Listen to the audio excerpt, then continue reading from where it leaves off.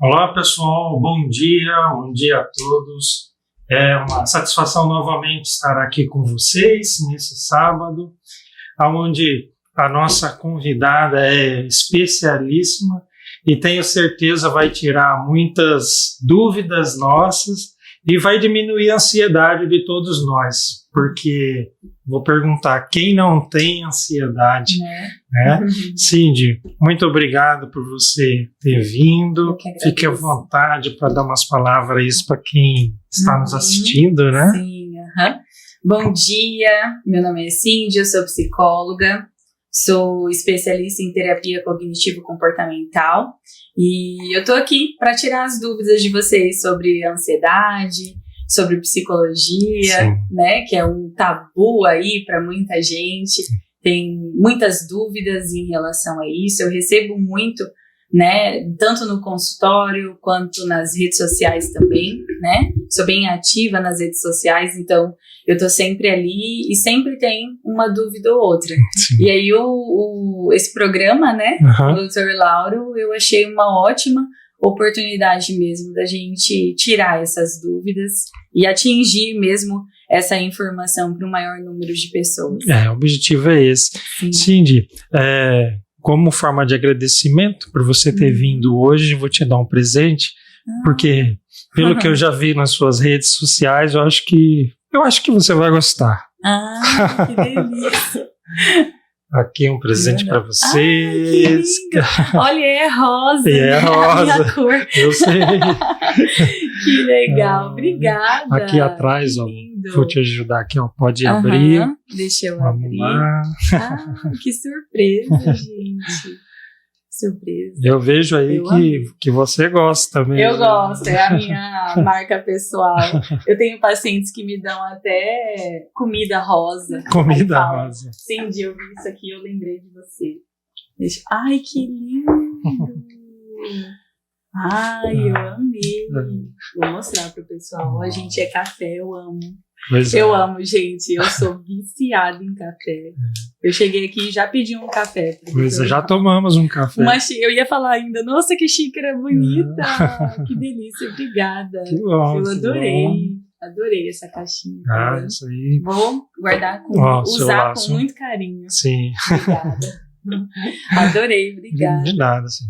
Bom, vamos lá então. Uma das coisas que gostaria de definir, né, é o que é a psicologia, né, até terapia cognitivo-comportamental, daquela mais clássica, né, que é freudiana e tal. Isso, a diferença delas, Isso. né? O que acontece? Quando a gente fala de Freud, eu costumo falar que as teorias da psicologia, se você for olhar, elas seguem mais ou menos a mesma linha, mas elas têm formas de olhar para as questões cognitivas e comportamentais diferentes, muito particulares. E quando a gente está na faculdade de psicologia, eu até indico isso para quem é estudante de psicologia, que você vá para uma abordagem que você mais se identifique com a sua própria personalidade. Então, por isso eu indico que ali no último ano de faculdade, o quanto antes, né? Sim. Mas geralmente os estudantes de psicologia, eles tendem a procurarem a terapia mais ali no último ano, a experimentarem as diversas abordagens, conhecerem as abordagens, até que você encontre uma que você se identifique, que tenha mais a ver com o seu perfil. Esse foi um dos motivos de eu ter escolhido a cognitivo-comportamental. Então, eu sou uma pessoa muito objetiva, eu acho que por eu vir de uma geração, não sei se com todos é assim, eu não sou muito, de uma forma, como que eu posso dizer, mais abrangente. Eu sou mais objetiva, mais clara, mais direta. Então, isso é muito quem eu sou.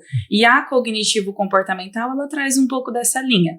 A psicanálise, ela é mais aberta, sabe? Então, ela é tem muitas pessoas que se identificam. Eu utilizo algumas coisas da psicanálise na clínica, são poucas coisas, mas às vezes a gente tem que utilizar. Então, essa seria mais a diferença. A cognitivo-comportamental, ela é mais objetiva, mais direta, ela é focada em metas, muito bem estabelecidas entre cliente e terapeuta, e a psicanálise, ela é mais aberta. Então, o resultado, eu acho que não diferencia muito. Claro que para algumas patologias, alguns transtornos, a cognitivo-comportamental tem um resultado satisfatório, assim como a psicanálise. Mas as duas tratam as coisas da mesma forma. Tipo, o resultado é o mesmo. Mas vai depender muito do perfil de cada um. Algumas pessoas não se adaptam à psicanálise, assim como algumas pessoas também não se adaptam à cognitivo-comportamental. Então, seria mais ou menos porque isso. Na cognitivo-comportamental você dá algumas metas, dá umas tarefas para o paciente fazer, né? É um processo mais ativo entre terapeuta e paciente. A gente fala que é uma terapia colaborativa. Ela depende muito do terapeuta, mas ela também depende muito do paciente. A psicanálise, não sei confirmar, porque realmente eu nunca fui muito profundo nisso, mas ela é uma terapia mais voltada pro cliente, pro paciente. Então, como eu falei, algumas pessoas se identificam muito. Eu tenho um amigo que ele faz psicanálise, ele falou, eu adoro porque eu gosto de falar. Então, não tem, sabe, então eu posso falar, e aquilo me gera já muitos insights. É muito a cura da fala mesmo, sabe? Então, a psicanálise, ela traz mais isso mesmo. Não, eu sou muito fã disso tudo aí. Sim. Eu gosto também, eu acho muito importante. Sim. E hoje em dia, né, ainda existe, assim, de muito receio, preconceito, porque eu imagino que muitos pensam assim, o que meus familiares vão dizer se eu começar a procurar um psicólogo, né? Sim. As pessoas do meu trabalho, será que vão achar que eu estou maluco, louco? Como é que é isso? Tem bastante, assim, eu acho que a psicologia, ela vem também se colocando melhor dentro da vida das pessoas. Eu acho que antigamente a gente se restringia muito mesmo a tratar somente não, né? Que dá a impressão que é uma coisa pequena, mas não. Mas antigamente a psicologia ela era mais voltada mesmo para essa parte de transtornos psicológicos. Os psicólogos eles estavam mais inseridos em hospitais psiquiátricos, né? Então hoje em dia a gente já percebe o psicólogo inserido em vários outros ambientes, está mais dispersado. Então, acredito que venha muito dessa mudança mesmo, da própria profissão, do próprio reconhecimento de qual o papel do psicólogo, e isso vem mudando. Mas a gente vê ainda, muitas pessoas, uma das principais objeções hoje que eu percebo das pessoas procurarem terapia é o medo de ser julgado.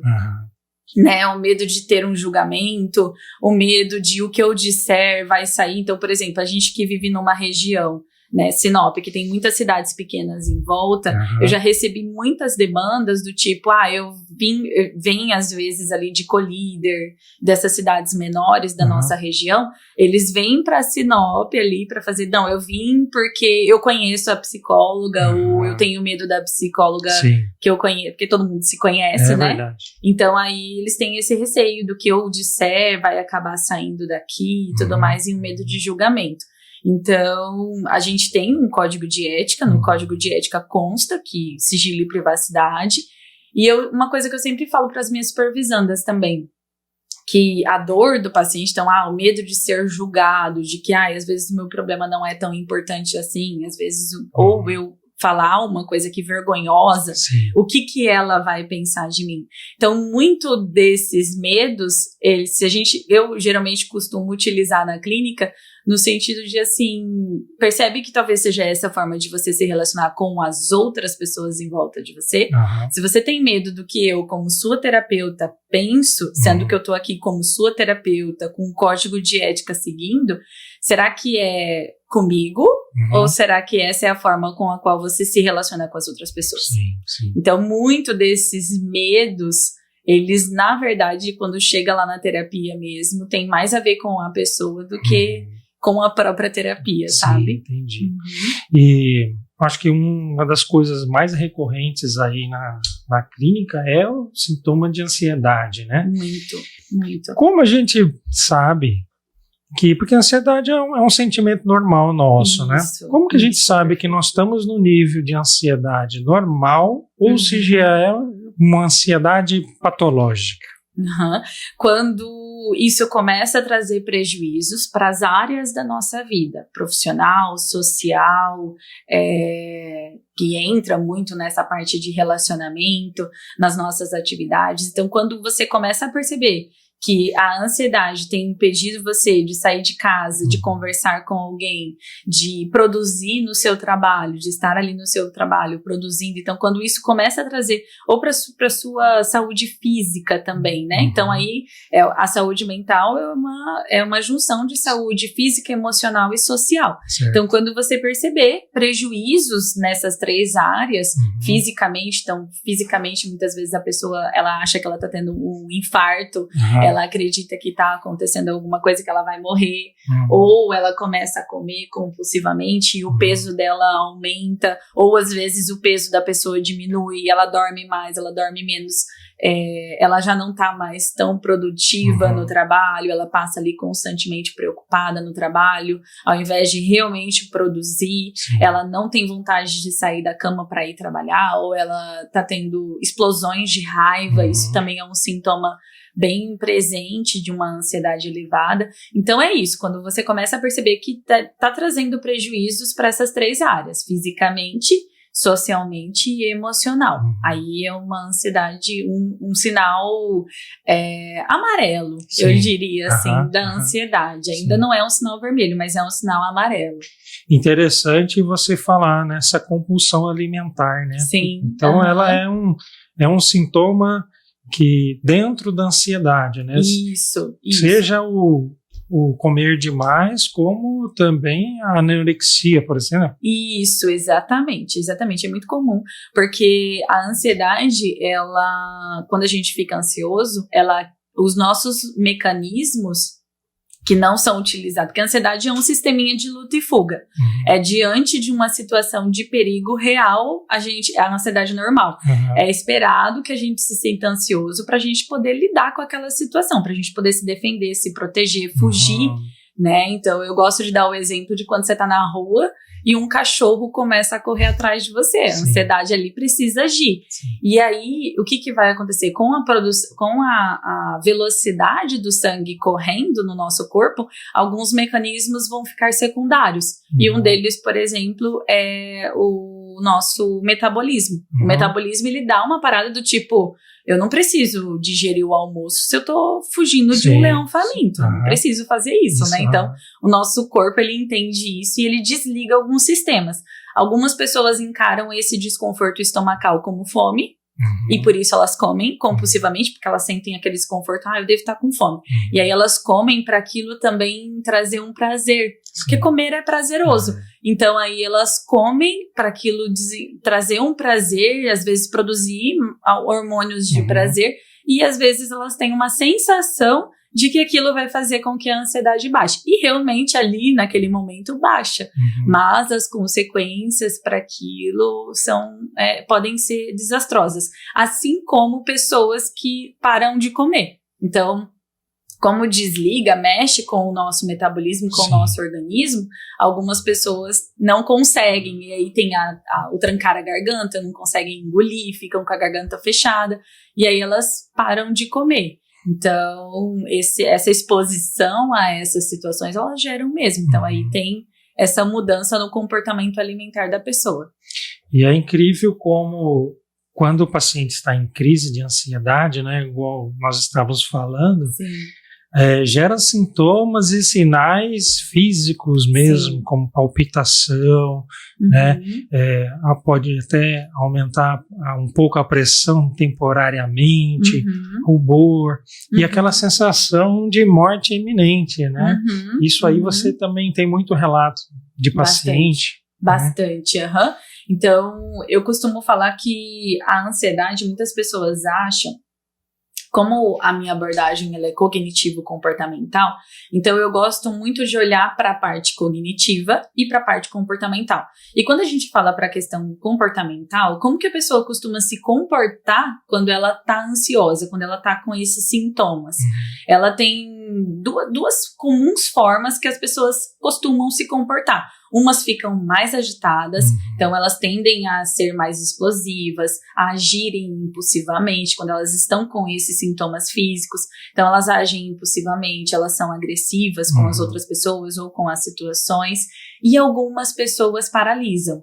Então eu vou confessar para você que até essa é mais a minha maneira de me comportar quando eu tô com um nível de ansiedade um pouco mais elevado. Isso foi uma coisa que eu trabalhei muito na minha terapia, porque eu percebi que o meu sistema, minha forma de lidar com a minha ansiedade era paralisar. Tipo, eu tinha vontade de ficar deitada, eu não tinha vontade de fazer as coisas, eu tinha vontade de comer até o reboco da parede. Então, era a minha maneira de lidar. Então, hoje eu já sei identificar isso. E é por isso que eu falo da importância da terapia, porque ela te ajuda a identificar qual é a forma, quais são os comportamentos que estão sendo ativados com a sua ansiedade e como que você vai lidar com isso. Então eu aprendi a continuar funcionando apesar de sentir ansiedade. Então eu me lembro que em algumas vezes que a minha ansiedade estava muito elevada, eu não tinha vontade de trabalhar, eu desmarcava os pacientes, eu desmarcava a agenda inteira. E aí o que acontece, né? Tanto as pessoas que são mais explosivas, tendem a ser mais explosivas diante da ansiedade, quanto pessoas que paralisam, que ficam paralisadas. É que paralisar e explodir aumenta ainda mais essa ansiedade. Então, quando a gente consegue entender isso, né? Então, por exemplo, eu vou dar o meu exemplo, né? Da minha experiência. Então, quando eu ficava lá o dia inteiro em casa e tudo mais, a minha cabeça, que daí entra a parte cognitiva, os meus pensamentos, eles ficavam mais acelerados. Aquilo ativava mais ainda a minha ansiedade. E aí eu tendia a ficar ainda pior. Quando eu aprendi que quando eu continuava funcionando, apesar da ansiedade, ela ficava mais regulada, muita coisa mudou, entendeu? Então, eu vejo que essa seria uma maneira mesmo de você identificar. Então, tem essas duas maneiras. Tanto que muitos profissionais acabam confundindo muitas vezes esses sintomas que, na verdade, são de ansiedade com depressão. Então, aí, às vezes, né, nós como profissionais de saúde, a gente tem que tomar muito cuidado com isso. Porque percebe que os sintomas são muito parecidos mesmo, mas são duas coisas completamente diferentes. Então, eu não sentir vontade de fazer as coisas, eu fazer uma coisa sem prazer, eu comer compulsivamente, são sintomas muito semelhantes. Algumas pessoas querem dormir, então, eu vou dormir. E aí, eu tô ansioso, vou dormir. Aí vai dormir. E o que acaba fazendo com que você... Se a ansiedade é um sistema de luta e fuga, é exatamente isso que você tá fazendo. Tá fugindo, tá evitando, tá né, num comportamento evitativo. Então, isso acaba fazendo com que a ansiedade ela fique mais intensa. Não, eu vejo muito isso você falando, porque na minha área ortopedia, né, lida muito com dor. E aí a gente percebe muito quando o paciente está com um quadro de ansiedade mesmo patológico, quase nada melhora. É incrível assim, o paciente vem com um estado de dor e ele já está tomando, por exemplo, umas medicações já controladas, vamos dizer, né? Codeína, por exemplo. E doutor, não melhorou, já tomei codeína e tal. E isso numa primeira consulta. E a gente vai identificando, examina o paciente. Aí, na hora de dar a receita nova, eu passo um analgésico, muitas vezes, menor, com menos potência da que aquele veio, né? Não é controlado, né? Vamos dizer aqui que ele, vou exagerar, tá? Que ele saiu com a dipirona. Ok, aí você volta daqui a 15 dias. Só que não era dipirona, era um outro nome comercial. O paciente vem, e aí, como é que tá a sua dor? Nossa, doutora, aquele remédio que você me passou foi ótimo e tal. Mas isso é frequente, a gente tem que identificar isso, porque senão você só vai numa crescente de medicamentos e não consegue voltar muitas vezes. E vários pacientes, é bem isso que você falou, dorme, cedo, logo já quer dormir 7, 8 horas da manhã, justamente para poder a cabeça dele relaxar, mas na verdade é uma fuga, né? É uma fuga. Uhum. E igual você falou, é um ciclo, né? Uhum. Ele, na explosão, Uhum. ele volta a piorar a ansiedade, né? E a cognitivo-comportamental, a gente traz que o que acontece no ciclo do comportamento? Muitas vezes a forma da gente se comportar é uma maneira da gente comprovar que aquilo que a gente está pensando é verdade. Uhum. Então, por exemplo, se o que ativou a minha ansiedade é que é uma visão negativa sobre mim, de que eu sou incapaz ou que eu sou incompetente, o que vai significar para mim se ao invés de ir trabalhar eu ficar em casa dormindo? Uhum, é o que a gente chama dentro da terapia cognitiva de crenças. Então, a forma, às vezes acontece lá uma situação ou outra e eu interpreto, eu tenho uma lente com a qual eu olho para aquilo.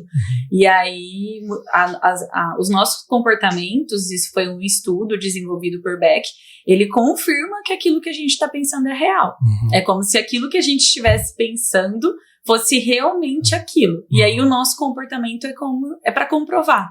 E aí foi o que eu percebia no meu caso, foi o que eu percebia que acontecia. Eu meio que comprovava que aquilo que eu estava pensando sobre mim, ou sobre o meu futuro também, sabe? Então, às vezes eu tinha uma visão negativa sobre o futuro, uma visão disfuncional. E aí eu acabava, muitas vezes a gente faz isso. Se você for olhar, a maioria das vezes a gente faz isso. Eu comprovo que aquilo que eu tô pensando é verdade. Sim, né? E aí acaba gerando isso daí. Isso é um efeito placebo, essa questão que você falou, né? Às vezes o remédio ele é até mais leve, né? Era pro outro, e aí acontece bastante. Né? E aí você falou uma coisa que eu gostaria que pudesse explicar para nós. Crenças. O que são crenças aí na psicologia?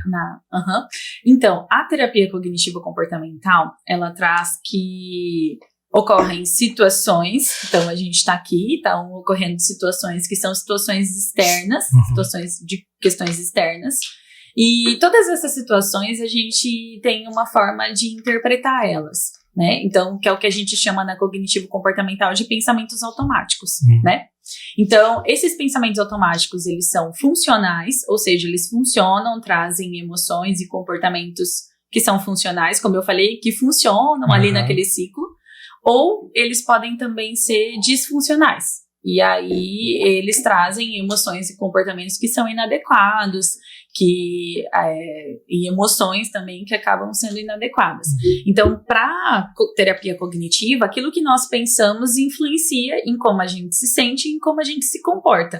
Não é assim, eu sinto e depois penso. Não, e depois eu me comporto. Eu penso, depois eu sinto e depois eu me comporto. E quando a gente fala de crenças, são regras. Eu gosto de falar lentes, são as lentes com as quais a gente enxerga 3 coisas, que na terapia cognitiva a gente chama de tríade cognitiva, que é uma visão que eu tenho sobre mim, sobre as pessoas, sobre o mundo e sobre o futuro. Então, no decorrer da nossa vida, a gente constrói essas lentes, de acordo com a nossa experiência de vida, com as nossas vivências. Então, por isso que às vezes eu vou passar por uma situação, eu vou interpretar ela de uma maneira e você às vezes vai passar pela mesma situação, mas você vai interpretar de uma forma completamente diferente.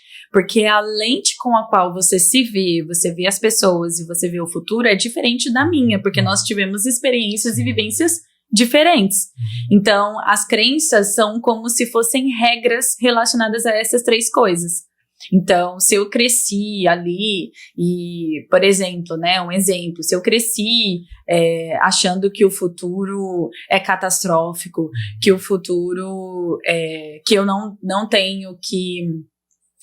que o meu futuro é catastrófico, que o meu futuro vai ser difícil de lidar, que o meu futuro... Eu vou desenvolver isso no decorrer da minha vida. E aí as situações, elas vão... É como se a crença, ela fosse caixinhas que estivessem ali produzindo os meus pensamentos.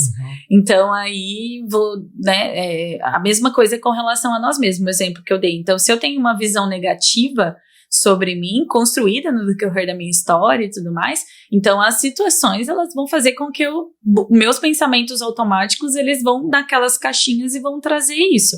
Então, por exemplo, Cindy, mas então, todo mundo tem? Sim, todo mundo tem crenças disfuncionais sobre si, sobre as pessoas, sobre o futuro, todos nós temos. E aí a terapia cognitivo-comportamental, quando você vai para o consultório, uma das coisas que eu ajudo os pacientes a fazerem é identificarem, para eles saberem quando eu estou ativando uma crença e quando aquilo é realmente real. Né, quando aquilo tem mais a ver comigo do que com o que realmente vai acontecer. Então é essa diferença daquilo que é real e daquilo que muitas vezes é a forma com a qual eu interpreto o mundo, as pessoas ou o meu futuro, né? Então as crenças, elas seriam mais ou menos isso, seriam regras rígidas e generalizadas que eu tenho de interpretar a mim mesmo, as pessoas e ao meu futuro. Vindo das experiências, da cultura, de tudo, né? Isso, Existe até um ditado aí popular que se você pensa coisas negativas, você fica atraindo situações negativas, né? Mas eu acho porque você tem que mudar a sua visão mesmo, né? Isso. Então, isso eu gosto, como é uma regra, eu gosto de trabalhar com os meus pacientes no sentido de se dê o benefício da dúvida. Não coloca um ponto de exclamação. Coloca um ponto de interrogação naquilo que você está pensando. Sim. Então, não, fulano fez isso por causa disso, disso, disso. Se você for colocar um ponto de interrogação, muda muito, né? Então, será que fulano fez isso por causa disso, disso, disso? Sim. E então, assim, muitas vezes eu acho que é melhor a gente se dar o benefício da dúvida do que a gente ter tanta certeza, assim, de algo, né? Nesse sentido, quando a gente interpreta algumas situações, geralmente são situações do comportamento do outro. Não, fulano falou isso por causa disso, disso, disso. Tá, mas será? Sim. Será que não tem outras alternativas? Será que não existem outras explicações para isso estar acontecendo? E isso muitas vezes faz com que uma ansiedade, por exemplo, ela fique mais regulada, né? Sim. É o que a gente fala na cognitivo-comportamental, a gente chama isso de reestruturação cognitiva, que é uma das principais ferramentas para você regular a emoção, para sua ansiedade não subir. Sim. Porque se eu tô aqui com a certeza, e convenhamos, né? Quando a gente fala dos outros ou quando a gente fala de futuro, é muito difícil a gente ter tanta certeza assim, né? Por quê? Porque os outros, o ser humano é muito complexo, ele tem diversas formas de se comportar, a gente tá mudando o tempo inteiro, e o nosso futuro a gente também não tem como colocar tanta regra. Então, isso muitas vezes ajuda, sabe? A pessoa a dar uma regulada ali na emoção. Às vezes, quando eu recebo uma interação negativa, eu penso assim, de maneira conjuntural. Qual foi a conjuntura que aquela pessoa estava para me dizer aquilo que disse? Né? Então a gente tem que colocar realmente na posição do outro, no olhar do outro, mesmo que você não concorde, para tentar justificar o porquê né, daquela fala, daquela atitude, né? Eu acho que é importante tentar ser um pouco imparcial nesse julgamento, né? E até mesmo com a gente mesmo, né? Então, eu costumo trabalhar muito com os meus pacientes uma técnica de autocompaixão, que a autocompaixão, ela também é uma ferramenta que traz muito isso, né? Que é você olhar para como você se sente com aquilo que o outro te disse. Então, às vezes eu me sinto ofendido, mas ao invés de eu pensar, foi o outro que fez eu me sentir ofendido, eu me pergunto, por que eu estou me sentindo ofendido? O que o outro disse que tem a ver comigo e que está fazendo com que eu me sinta assim? E depois eu me questiono, mas será que é isso mesmo? Será que o outro quis realmente fazer isso? Me gerar esse tipo de sentimento? Ou fazer com que eu me sinta dessa forma? Ou existe uma outra explicação para como a pessoa se comportou ou o que ela fez?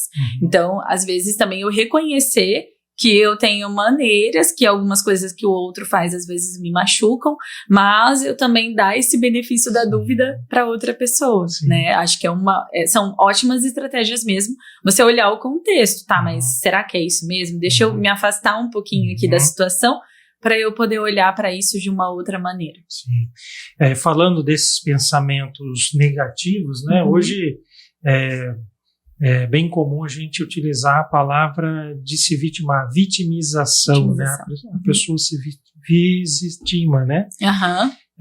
Isso acontece realmente bastante. O que leva uma pessoa a achar que é vítima de várias coisas, quando na verdade não seria, né?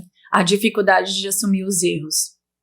Muitas pessoas que se vitimizam, elas tendem a ter uma personalidade perfeccionista.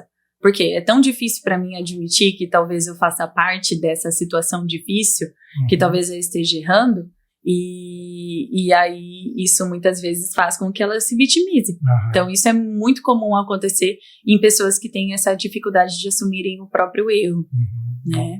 Isso é uma boa análise mesmo. Sim, né? Então essa parte de vitimização realmente é e como eu falo da terapia, é muito interessante que o paciente mesmo ele vai se percebendo. Porque como isso já é uma coisa que eu utilizo muito com os pacientes, às vezes eu contribuo com essa consciência de que talvez eu esteja me vitimizando e tudo mais, mas muitas vezes o que geralmente acontece na experiência que eu tenho de 5 anos de atendimento é que o próprio paciente consegue se perceber, nossa, credo, eu pareço uma vítima, né? Então, geralmente quando eu percebo esse padrão, assim, eu costumo utilizar uma técnica mais de psicanálise, de deixar o paciente mesmo se perceber, se ouvir, se escutar. Dificilmente eu interfiro, assim, sabe? Porque geralmente eles tomam essa consciência, caramba, realmente eu tô aqui me fazendo de vítima, né? Então... Uma dos sinais, talvez, de ansiedade também, que é muito comum, é a procrastinação, não é isso? Isso. Como é que funciona isso, sim? Porque a gente vê bastante, né? Bastante. O que acontece? Como eu falei para você, a ansiedade, ela se manifesta nas pessoas de forma bem subjetiva. Em algumas pessoas, paralisa. Então, o ciclo da procrastinação é você estar diante de uma tarefa, de uma atividade, na maioria das vezes, né, pela experiência que eu tenho do consultório, às vezes é uma tarefa desagradável, é uma tarefa difícil, é uma tarefa demorada. Hoje em dia a gente quer fazer tudo muito rápido. Então, às vezes é uma tarefa demorada, é uma tarefa que vai trazer algum tipo de desconforto. E aí, essa situação, lá no meu Instagram eu tinha até antes, eu acho que eu não tenho mais, não lembro agora, nos destaques explicando esse ciclo, né? E aí, essa tarefa, se eu tô lá diante de uma tarefa, por exemplo, vou dar um exemplo até meu pessoal.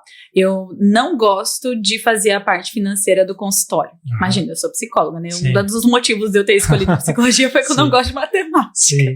E aí você se vê diante do consultório que você tem que saber matemática financeira, entendeu? Então é extremamente, extremamente desconfortável para mim.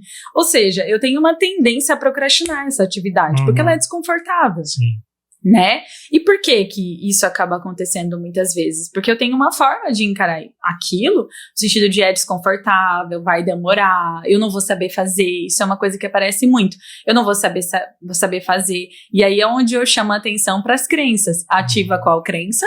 Né? Quando eu tô diante de uma dificuldade, algo que eu não sei fazer, algo que demora para fazer, pode ser que a pessoa se sinta incompetente, incapaz, não boa o suficiente, enfim, ativam crenças ali, regras sobre ela, que daí faz com que ela busque aí ativa uma emoção, geralmente é a ansiedade, que como eu falei, a ansiedade às vezes ela vai fazer você paralisar, ou você ir fazer alguma outra coisa que te traga prazer, que é o exemplo que eu trouxe da comida, entendeu? Então eu já tive pacientes, por exemplo, que deixavam de fazer as coisas para limpar a casa, porque ver a casa arrumada faz com que eu me sinta bem, eu fico bem, não limpando a casa, mas vendo a casa limpa. Então ao invés de fazer o meu trabalho do TCC, eu fui limpar a casa, entendeu? Então tende a vir daí para um comportamento que traga mais prazer para aquela pessoa, como uma forma de evitação, porque a ansiedade ela já deu uma elevada ali quando eu interpretei essa situação dessa forma.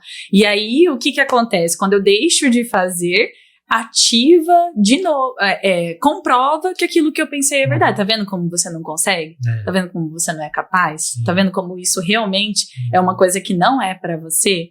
Então, o que a gente faz nesse caso? Eu costumo trazer muito isso pros meus pacientes. Coloca como uma rotina. Coloca uma coisa ali, tipo, eu não vou nem pensar, eu vou sentar e vou fazer. Eu vou só fazer. Não vou ficar olhando, vendo se isso é difícil ou não é. Eu vou, assim, trazendo de uma forma bem prática mesmo, né? Claro que no consultório a gente identifica, tem outras formas de trabalhar, mas aí é uma coisa mais profunda. Então, muitas vezes, por exemplo, o que eu faço. Então, eu tenho um dia e um horário específico para fazer aquilo. Então, tá chegando próximo daquele dia, eu já sei. Não, dia 1º de tal mês, eu sei que eu vou passar a manhã inteira fazendo aqui. Então, eu já me preparo, eu já sei que aquilo ali vai ser desconfortável. Uma tarefa. Mas eu tenho que fazer. Então, é fazer o que precisa ser feito. E não ficar pensando muito naquilo, ou tentando evitar aquilo, porque daí é pior, né?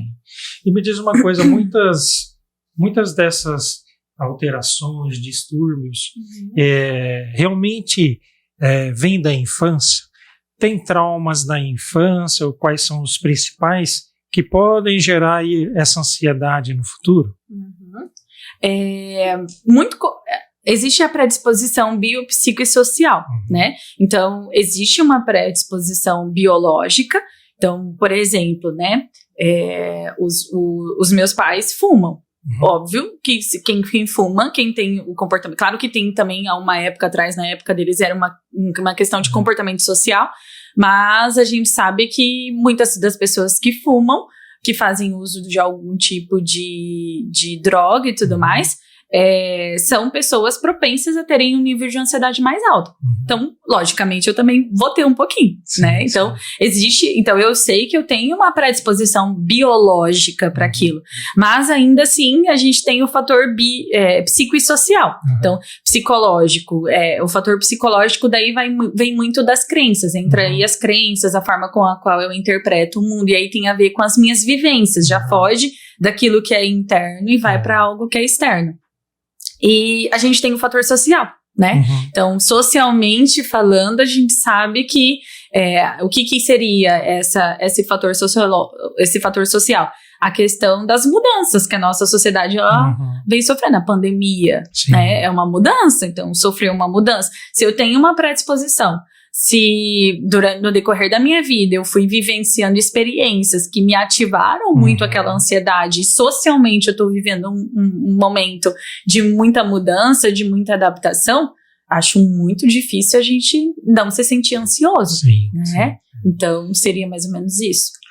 E você recebe no seu consultório muitos adolescentes, né? Sim. Eu vejo que cada vez mais eles estão procurando fazer terapia. Aí eu não sei se é mais por indicação e muitas vezes obrigação dos pais, ou se há uma procura por eles mesmos para alguma melhoria. Hoje em dia, eu percebo que é mais uma procura por eles mesmos.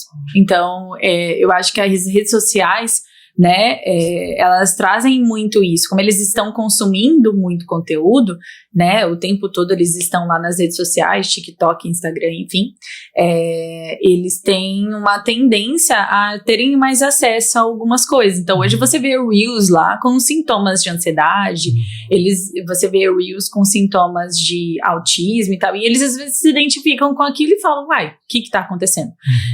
Então, ou às vezes também isso é bem comum deles verem um amigo. Um amigo faz terapia. Como será que é isso? Curiosidade, né, ali. Muitos deles também buscam por uma questão da busca profissional, da escolha profissional, isso é bem comum, né, que eles ficam ali em dúvida, não sei o que eu faço, não gosto de nada, não tenho nenhum tipo de experiência, então isso é bem comum, essa busca profissional. Muitas vezes eles já vêm com um diagnóstico pronto, eu acho isso bem interessante, tipo, eu acho que eu tenho TDAH.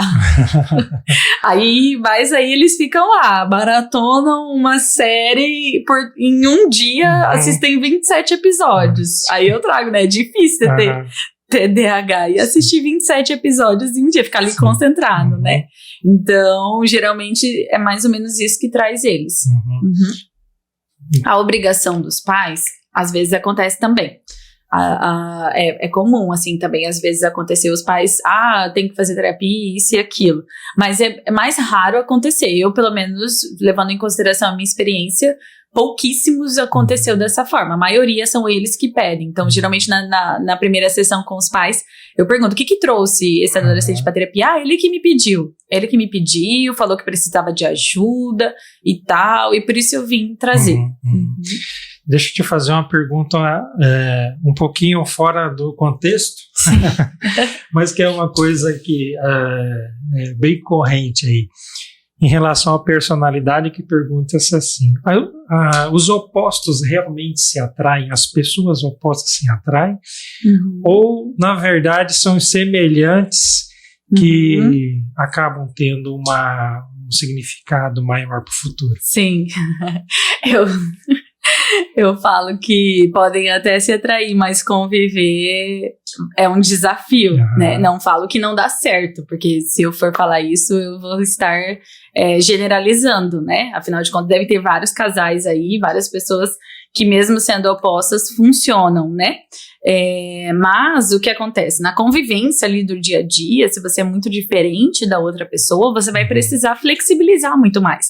E se tem uma coisa que a gente que é difícil para nós, é a gente flexibilizar. Então, a flexibilidade daquele casal precisa estar muito ativa. Então, tanto um quanto o outro precisa estar ali o tempo todo flexibilizando. Então, podem até se atrair, né? Mas ali na convivência, no dia a dia, a médio e longo prazo, tendem a ter maiores desafios, né? Maiores desafios, tendem a precisar regular bem as emoções para não chocarem mesmo. Não virar um conflito. Isso, né? exatamente. Eu vou aproveitar essa deixa e colocar uma pergunta que você recebeu na sua caixinha, recebi. Né? Várias perguntas. Recebi várias lá. Eu achei uma interessante. Muitas dessas perguntas, nós já respondemos, né? Sim, mas sobre a síndrome do pânico, é ansiedade em um grau mais elevado? É um tipo de ansiedade. Então, a gente tem dentro do manual diagnóstico, nós temos vários tipos de ansiedade. Então, a gente tem a ansiedade generalizada, a gente tem a fobia social, a agorafobia, e a gente tem a síndrome do pânico. Então, é um tipo de ansiedade, né? Então, ela é bem caracterizada pelo medo iminente de morte. Então, aquela pessoa, geralmente, com síndrome do pânico, ela acredita que os sintomas da ansiedade vão fazer com que ela morra, com que ela tenha um infarto, com que ela tenha algum tipo de doença, no sentido de, nossa, eu vou morrer, eu vou ter um infarto, eu vou morrer e tudo mais. Então, seria isso, é um tipo de ansiedade que tem ali. Aqui no Hospital 13 de Maio, nós temos uma clínica, né, de hiperbárica, que faz o tratamento de feridas com oxigenoterapia.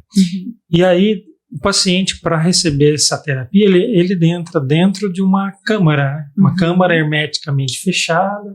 Antigamente, ela era toda de metal, com duas janelinhas ali de acrílico para a gente ver.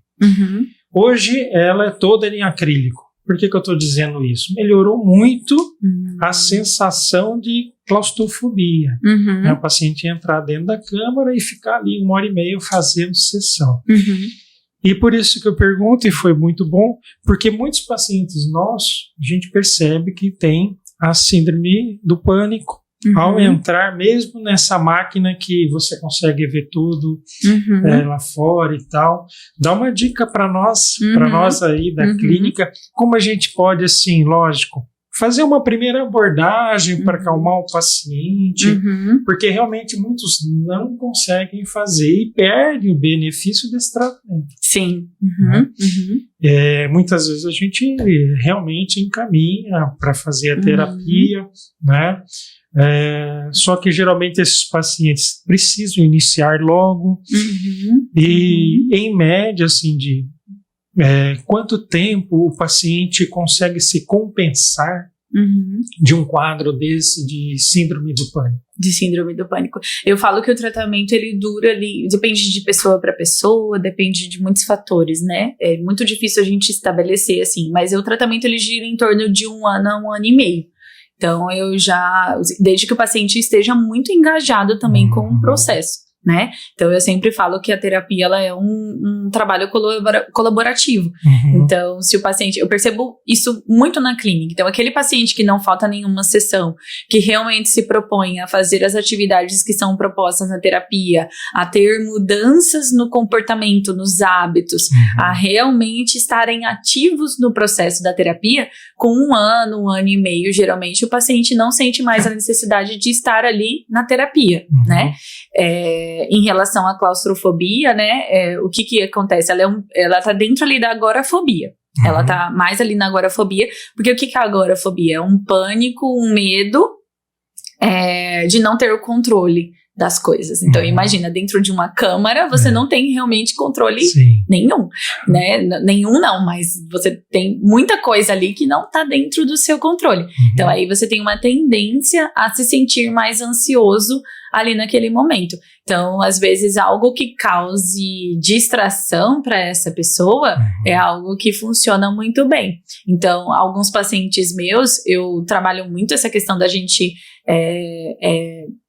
ver esses pensamentos catastróficos, né? Então, às vezes, a pessoa, muitas vezes que tá dentro, ela pensa, não, isso aqui vai, sei lá, vai me fechar e eu nunca mais vou sair. É um pensamento catastrófico, né? Então, aí eu trabalho junto com o paciente no sentido de ele se questionar se esse pensamento realmente real ou não né? Como a ansiedade é um sisteminha que ativa quando a gente tá dentro de um perigo, o nosso cérebro não sabe diferenciar aquilo que é perigo real e não real, né? E produzido, digamos assim, pela nossa mente. Então, se eu tô lá e eu penso, nunca mais eu vou sair daqui, eu vou morrer, vai acontecer alguma coisa assim, então o seu corpo, ele se prepara para isso. Né? Ele se prepara porque ele não sabe diferenciar o que é real e o que não é.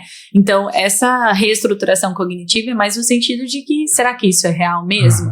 Né? Quais são as evidências que fazem você acreditar que isso realmente vai acontecer? Então, essas são perguntas que o próprio paciente consegue se fazer na hora, o que faz com que a emoção ela fique mais regulada. Um treinamento de respiração, e aí é uma coisa que a gente até eu comento, né? Se é uma câmara, né? É uma câmara de oxigênio, se tem uma coisa que não vai acontecer ali, é faltar o seu ar. Então, é algo assim pra gente trazer pro paciente, pra ele também ir se tranquilizando. Não vai ter como eu ficar sem ar aqui tem muito mais ar do que lá fora. As chances disso acontecer são muito pequenas. Então, uma outra coisa também que eu falo, que eu trabalho muito isso com os pacientes que têm medo de voar. De voo, né? Que não conseguem, às vezes, entrar num avião ou se sentem muito ansiosos com um avião. Eu sempre passo, uma das atividades é você estudar sobre o avião. Então, a mesma coisa em relação à câmera. Vai estudar, vai pesquisar, vai ver como é que funciona, da onde que vem, quais são as medidas de segurança que esse equipamento tem, o que pode acontecer, quais são as chances. Verifica quais são as chances de algo acontecer, para o seu cérebro ter informação suficiente para se questionar em relação àquele pensamento irreal, né? Então, essas seriam formas que eu acho que funcionariam. Não funcionam muito bem. A informação, né? Isso. Na medida que nós conseguimos, antes do paciente começar as sessões, a gente pede para ele vir um dia antes, né? Aí ele vem um dia antes, ele sabe que naquele dia ele não vai fazer, ele não vai ser exposto. Então a gente vai lá, apresenta, explica tudo isso aí lá, olha, aqui dentro você vai respirar oxigênio na concentração de 100%. Aqui fora você está respirando 21, lá você vai respirar 100. Então é nesse sentido. E mecanismo para distrair. Por exemplo, a câmera, essas mais novas, ela tem um sistema audiovisual, então ele consegue assistir a sua série, um jogo de futebol, um show, e a gente viu que realmente isso melhorou bastante. Né? Ajuda bastante. Vou aproveitar e fazer mais uma pergunta, tá, Cindy? Tá, perfeito, vamos lá. Como organizar melhor as tarefas diárias? Às vezes, tem 100 coisas para fazer ao mesmo tempo. 100 coisas é bastante, né? Aí por aí você já vê, muita coisa. É muita coisa, né? O que acontece? Doutor Lauro, eu percebo que hoje em dia as pessoas acham que a ansiedade ela é normal, mas ela não é normal, ela é comum. Tá. Existe uma grande diferença entre aquilo que é normal e aquilo que é comum. Então, por que é comum hoje em dia a ansiedade? Porque a gente tem 100 coisas para fazer. Como que... Eu costumo falar, as pessoas elas querem viver como uma máquina, mas elas querem ter a paz e a tranquilidade de Buda. Aí não tem como, né? Uma coisa não casa com a outra. Né? Então, a gente precisa entender que... né? E aí, por isso que falam muito, hoje em dia é normal você ter ansiedade. Não é normal, mas é comum. Por quê? Por conta dessas tarefas diárias que a gente tem. Então, sim, de qual é a forma, o que eu posso fazer? Organização. A organização, ela é muito importante. Então, por exemplo, como eu comentei, eu também tenho uma tendência a procrastinar. Como eu falei, eu tenho uma tendência a paralisar, principalmente diante de tarefas difíceis ou desconfortáveis, né? E eu acabo tendo também um nível de ansiedade mais alto, porque eu tô produzindo muito, né? Eu faço muita coisa. Então, é esperado que eu tenha essas duas coisas. Então, uma estratégia que eu gosto muito de usar é anotar. Escrever as tarefas do meu dia. E assim, são as tarefas... Não, é tudo. Às vezes eu preciso, tipo, sei lá, estender a roupa. É uma coisa que eu coloco num papel. Eu não deixo aquilo na minha cabeça, sabe? E tem um quadro que eu gosto muito de utilizar. Eu uso muito isso no consultório, que eu pego uma folha sulfite e eu divido esse quadro em 4. E aí eu coloco tarefas urgentes, tarefas importantes, tarefas urgentes e importantes e tarefas que não são urgentes e nem importantes, né? E aí eu divido as minhas tarefas muitas vezes dessa forma. E aí durante o meu dia e tudo mais, algumas coisas, e aí você vê ali questão de prazo e tudo mais, você vai intercalando, né? Então você pegar as tarefas que são urgentes e importantes e dar prioridade para. Então você divide lá 5 tarefas, dessas 100. Então, vamos pegar essas 100, divide ela para ver o grau de prioridade, exatamente. E aí você pega ali no seu dia, no seu horário, não, eu vou fazer 5 tarefas, 3 que são urgentes e importantes, que vão demandar mais de mim, e 2 que não são importantes, ou uma que é importante, mas não é urgente, e assim eu vou dividindo. Então, isso é uma estratégia que costuma funcionar bastante, né? E, como eu falei, cuidar muito dessa questão de como você está interpretando essa tarefa, né? Então, quando você se vê paralisado, quando você se vê ali parado, procrastinando, às vezes você tentar identificar, cara, por que isso aqui está sendo tão difícil para mim fazer? O que está acontecendo? E aí você muitas vezes consegue pensar e analisar e meio que, como que eu posso dizer, burlar ali aquilo que está acontecendo, tipo, ir por um outro caminho, né? Então, essa seria uma forma de você organizar, então, não ficar com aquelas 100 tarefas na cabeça, colocar elas no papel e fazendo elas dessa forma fragmentada, que daí fica mais fácil de você executar. Colocar a prioridade mesmo, né? Isso, colocar prioridades. Uma coisa que melhorou muito na meu quadro, que sempre tem ansiedade mesmo, por várias razões, foi quando eu decidi, por exemplo, ao acordar, já mentalizar realmente tudo o que tem para fazer e começar a fazer pelo mais difícil, pelo aquele problema que é, por exemplo, o elefante do dia de tamanho. Sim. Porque quando você descer elefante para resolver lá no final do dia, às 5:30 da tarde, você já às vezes não vai conseguir, no outro dia você vai ter 2 elefantes para resolver, né? Exatamente. Então isso para mim funcionou, já resolvi aquilo, e aí o resto já ficaram coisas menores, que aí eu já penso, se eu resolvi isso, o resto ali vai ser tranquilo, né? Sim, perfeito. O que acontece também, Dr. Lauro? É igual a questão da ansiedade, ela é parecida com dieta. As pessoas complicam demais, né? Dieta ali, a pessoa muitas vezes ela vai fazer o quê? Ela vai buscar chás diurético, remédios, cirurgias, ela vai fazer de tudo para ela poder emagrecer, sendo que no fim vai ser uma coisa, entre aspas, simples. Claro que a gente tem muitos fatores ali, mas vai ser o quê? Comer bem e fazer exercício. A ansiedade, ela também, ela é para que você... como eu falei, a ansiedade ela não é normal, mas ela é comum, principalmente, a não ser que você queira virar um Buda, né? Um Buda, assim, de que você não tenha ambição, que você não queira crescer, que você não queira se desenvolver, que você não, né, que você não esteja ali ativo nas coisas que você quer conquistar, que você queira ir lá para virar monge, na verdade, né? Se você quer virar monge, ficar isolado, não tem ambição na vida, ficar o dia todo ali meditando, aí sim, vai ser uma forma de você não ter ansiedade. Mas se você tem lá, como eu falei, as pessoas hoje em dia, eu percebo muito isso, elas querem não se sentir ansiosas, né? Elas querem ter a paz e a tranquilidade de um monge, mas querem viver nessa rotina, em uma rotina insana. Então, existem formas da gente regular melhor essa ansiedade, que seria o quê? Através de hábitos. Né? Então, é muito comum, quando a pessoa chega lá no consultório e tudo mais e fala, eu tô mais ansioso, isso e aquilo, eu pergunto, e o que você tá fazendo para você se sentir menos ansioso?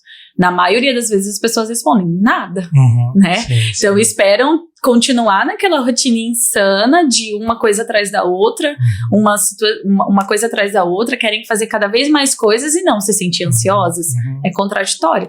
Então a ansiedade, se ela vem sempre diante de uma situação de estresse, diante de situações de mudança, situações novas, situações desafiadoras, se eu tô o tempo todo me colocando em exposição de desafios, vai ser muito difícil eu não me sentir ansiosa. Né? Aí vai procurando as fugas temporárias, né? Me ocorreu agora a fuga quando a pessoa desenvolve uma compulsão por compras, né? Sim. Vai lá no shopping, lá, enquanto ela está ali comprando, estão felizes, né? Isso, exatamente. Então realmente é uma fuga aí que... muito provisória, né? Isso. Aí muitas vezes a gente indica, né? Às vezes eu indico para o paciente, fazer uma meditação, um treinamento de respiração de 3 minutos. Não tenho tempo. Mas eu sou uma pessoa muito agitada para fazer meditação, para fazer o yoga e tudo mais. Mas é justamente por isso, né? É justamente por isso. Então, a meditação e o yoga, o treinamento de respiração, não é só para pessoas que são calmas. É remédio para quem tá muito ansioso, né? Então, se você não consegue ali ter aqueles 3 minutos, 5 minutos, 10 minutos de um hábito, é o que eu falei, do hábito. Então, assim, de não gosto de meditação e tudo mais, mas um exercício físico, regular, ver essa questão de alimentação, tomar cuidado com o consumo de cafés, né? Tomar cuidado, assim, com questão de horário e tudo mais. Realmente buscar esses hábitos vai ser muito difícil você, como eu falei, ficar que nem uma máquina e esperar. A paz e a tranquilidade, Dr. Lauro, ela tá ali dentro da gente, mas ela não vem, a gente não dorme sem ela e acorda com ela, ela não cai do céu, a gente precisa buscar isso. Então muitas pessoas até me falam, né, tipo, nossa, Cindy, como é que você, às vezes falam, né, como é que você consegue e tal, o que você fez? Esses dias me perguntaram na caixinha de perguntas, o que você fez para você, o que você fez para se desenvolver, lidar com as situações da maneira como você lida? Eu busquei isso, entendeu? Eu busquei terapia, eu busquei profissionais, né? Então busquei médicos, busquei nutricionistas, coachings de educação física para poderem me ajudar na questão de exercício. Eu tento colocar essas pílulas diárias de coisas que me acalmam no decorrer do meu dia. Então eu sou uma pessoa muito agitada, né? Então eu costumo, então o que eu não consigo fazer meditação, apesar de fazer às vezes, quando eu vejo que eu tô num nível muito alto, eu paro, eu relaxo, eu coloco uma meditação guiada e eu tento me concentrar, mas o que funciona muito para mim, por exemplo, são exercícios de alta intensidade. Isso geralmente regula muito a minha ansiedade no decorrer do dia. Então, a gente buscar isso, muitas vezes, a paz e a tranquilidade, ela tá dentro da gente, mas a gente precisa fazer alguma coisa para buscar. Não adianta a gente ficar esperando ela aparecer, principalmente se a gente continuar tentando viver que nem uma máquina. Busca, encontra e executa, né? Exatamente. Exato. E executa. Né? Executar. Não adianta também você, tô lendo aqui um monte de coisa. Isso também a gente precisa tomar muito cuidado hoje em dia, porque tem muita receita pronta, né? E não é uma coisa que a gente consegue muitas vezes do dia pra noite, né? Essa construção de hábito, né? Aquele livro lá, em 21 dias você tem um hábito, nem sempre, né? Talvez isso funcione sim para várias pessoas, mas não funciona para todo mundo, né? Não é um método que funcione, que se aplique a todos, né? Então, assim, baseado em tudo isso que você falou, acho que a gente pode responder essa outra pergunta aqui, ó. Tá. Ansiedade não tem cura? Temos que tomar sempre remédio? Quando a gente fala que a ansiedade ela é comum, mas ela não é normal, seria mais ou menos nesse sentido, né? Então, a ansiedade, ela tem tratamento, assim como a depressão, por exemplo. Então, como eu comentei com você, se eu vejo que eu tenho uma predisposição à ansiedade, se eu consigo perceber que as formas as lentes com as quais eu utilizo para interpretar algumas coisas da minha vida e socialmente isso tá me instigando muito, é uma coisa que eu vou estar sempre atenta, observando, prestando atenção. É uma questão de autoconhecimento. Sim. Por isso a importância do autoconhecimento nesse caso. Então, a questão do medicamento não depende muito, como eu falei, dos prejuízos. Se isso está te trazendo prejuízos, por exemplo, para o seu funcionamento físico, emocional e social, sim, você vai precisar da questão do medicamento, né? E aí precisa passar por uma avaliação e tudo mais. A partir do momento, é claro que sim, mas em que momento que a gente vai estar com essas 3 áreas reguladas? É difícil a gente estar, né? Sempre tem alguma coisa acontecendo, mas é a maneira como a gente lida com as coisas que acontecem, não é o que acontece.